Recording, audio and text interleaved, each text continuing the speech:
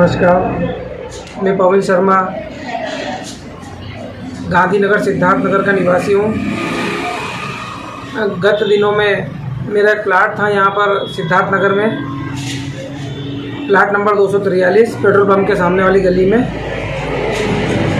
तो वहाँ पर भोलेनाथ जी का, मेरे प्लाट के पीछे भोलेनाथ जी का मंदिर बना हुआ है एक, उस पर वहाँ माता जी वगैरह सब बैठे हुए थे पीछे। और लेकिन वहाँ पर कॉलोनी नाइजर की कारस्तानी के कारण कुछ असामाजिक तत्वों ने उस प्लाट को हेरा फेरी करी, पीछे वाले प्लाट को। मेरा प्लाट नंबर 243 है और वो पीछे वाला जहाँ भोलेनाथ जी के पीछे प्लाट है वो 244 है।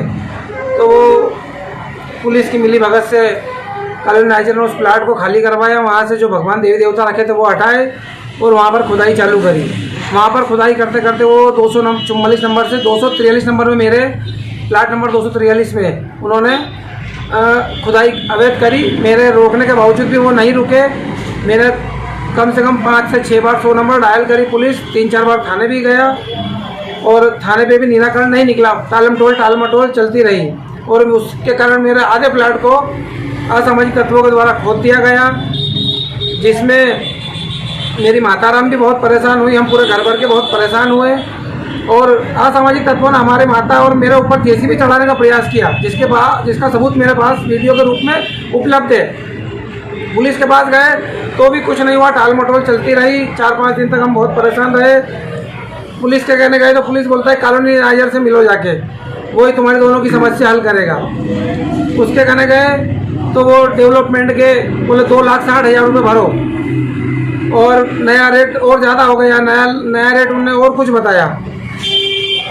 तो भैया ये कश्मकश चलती रही और कुछ समझ नहीं कि क्या करें क्या नहीं करें। प्लाट में अवैध खुदाई हो गई, परेशानी हो गई। अवैध असामाजिक तत्वों से कैसे निपटे भैया, हमारा कभी इन चीज़ों से कोई पाला पड़ा नहीं। वो का स्मरण करने वाले लोग हैं हम ब्राह्मण समाज के। तो भैया बहुत परेशानी हो रही थी। फिर हमें मानव अधिकार आयोग के बारे में पता चला, हमारे एक मिलने वाले उन्होंने बताया।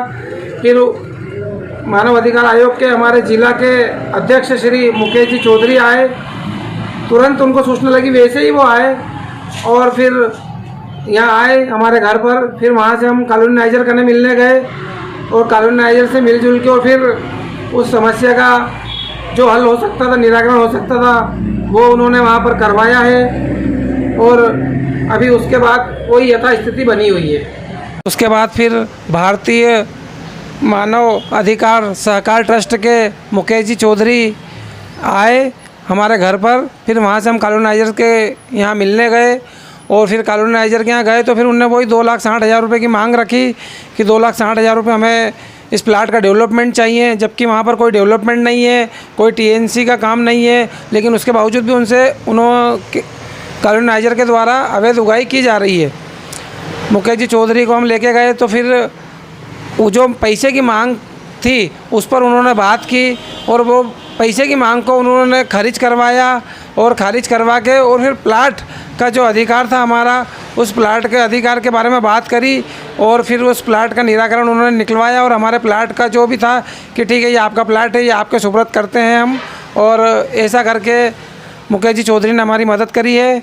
इसके लिए हम मानव भारतीय अधिकार सहकार ट्रस्ट का बहुत बहुत आभार व्यक्त करते हैं।